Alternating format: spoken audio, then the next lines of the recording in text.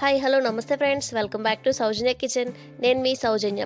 ఈరోజు వీడియోలో వచ్చేసి నేను చిన్న ఉసిరికాయలతో జామ్ ఎలా ప్రిపేర్ చేసుకోవాలో చూపిస్తున్నానండి. ఈ జామ్ అంటే అందరికీ ఇష్టం కదండి. నేనైతే తిని ఆల్మోస్ట్ 2 ఇయర్స్ అవుతుంది, కానీ ఎప్పుడు చూస్తున్నాను కానీ తెచ్చుకోవట్లేదండి. కానీ ఈసారి ఎలాగైనా జామ్ చేయాలని చెప్పి పట్టుబట్టి మరీ తెచ్చేసుకున్నాను.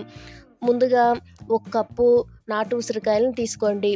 ఉసిరికాయలు ముదురుగా ఉన్న ఉసిరికాయలని తీసుకోండి. అప్పుడే మనకి జామ్ టేస్ట్ అనేది చాలా బాగుంటుందండి. ఇప్పుడు ఈ జామ్ చేయడానికి ఒక కప్పు ఉసిరికాయలని తీసేసుకోండి.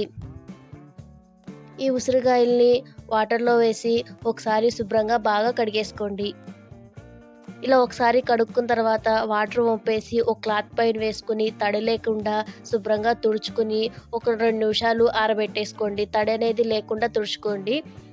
ఇప్పుడు ఉసిరికాయని ఫ్రై చేయడం కోసం స్టవ్ ఆన్ చేసి బాండీ పెట్టుకుని 2 టేబుల్ స్పూన్ల ఆయిల్ వేసి హీట్ చేసుకోండి.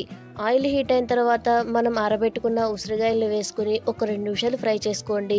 చాలామంది ఉసిరికాయలని పాకంలో వేసి ఉడికిచ్చేస్తారండి, కానీ అలా చేయటం వల్ల మనకి జామ్ అనేది ఎక్కువ రోజులు నిల్వ ఉండదు. అలాగే తిన్నప్పుడు కొంచెం పచ్చి పచ్చిగా అనిపిస్తుంది. అందుకే నేను కొంచెం ఫ్రై చేసుకుంటున్నానండి. ఇలా ఫ్రై అయిన ఉసిరికాయలని ఒక ప్లేట్లోకి తీసుకుని పక్కన పెట్టుకోండి. ఉసిరికాయలని ఎక్కువగా ఫ్రై చేయకండి, కొంచెం కలర్ చేంజ్ అవుతే సరిపోతుందండి. మీరు కనుక ఎక్కువగా ఫ్రై చేస్తే మనం పాకంలో ఉడికించినప్పుడు ఉసిరికాయలు అనేవి మెత్తగా అయిపోయి విరిగిపోతాయండి. కాబట్టి జస్ట్ ఒక్క 2 నిమిషాలు ఫ్రై చేసుకుంటే సరిపోతుంది. ఇలా మొత్తం ఫ్రై ప్లేట్లోకి తీసుకుని పక్కన పెట్టుకోండి. ఇప్పుడు జామ్ కోసం స్టవ్ ఆన్ చేసి గిన్నె పెట్టుకుని ఒక కప్పు పంచదార వేసుకోండి. అలాగే పంచదార కరగటం కోసం ఒక 2 టేబుల్ స్పూన్ల నీళ్ళను పోసుకోండి. మనం ఉసిరికాయల్ని ఏ కప్పుతో ఏ గ్లాస్తో అయితే తీసుకుంటామో పంచదారను కూడా అదే కప్పుతో అదే గ్లాస్తో తీసుకోండి. ఇప్పుడు ఫ్రై చేసుకున్న ఉసిరికాయలను కూడా వేసుకుని మంటను మీడియం ఫ్లేమ్లో పెట్టి తిప్పుకుంటూ ఒక 10 నిమిషాలు చక్కగా ఉడికించుకోండి. ఇలా చక్కగా ఒక 6-7 నిమిషాలు ఉడికిన తరువాత మనకి ఉసిరికాయలు అనేవి కలర్ చేంజ్ అవ్వటం మొదలవుతాయండి. చూసారా, ఈ విధంగా అవుతాయి. ఇప్పుడు మంటను లో ఫ్లేమ్లో పెట్టేసి ఇంకొక 10 నిమిషాలు చక్కగా ఉడికిచ్చేసుకోండి. ఉసిరికాయలు ఈ విధంగా కలర్ మారిన తర్వాత మనకి పంచదార అంటే పాకం అనేది దగ్గర పడటం కూడా స్టార్ట్ అవుతుందండి.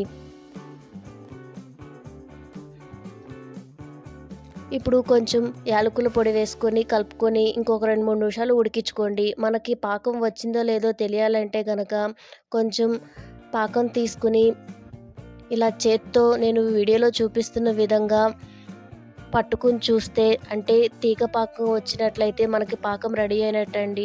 లేత పాకం కాకుండా మనకి చేత్తో పట్టుకొని చూస్తే తీగలా రావాలండి. అప్పుడే అంటే ముదురు పాకం వచ్చేంత వరకు పాకం పట్టుకోండి. ఇలా పాకం పట్టుకోవటం వల్ల మనకి జామ్ అనేది ఎక్కువ రోజులు నిలువ ఉంటుందండి. కాబట్టి ఖచ్చితంగా ముదురు పాకం అంటే తీగ పాకం వచ్చేంత వరకు ఉడికించుకోండి.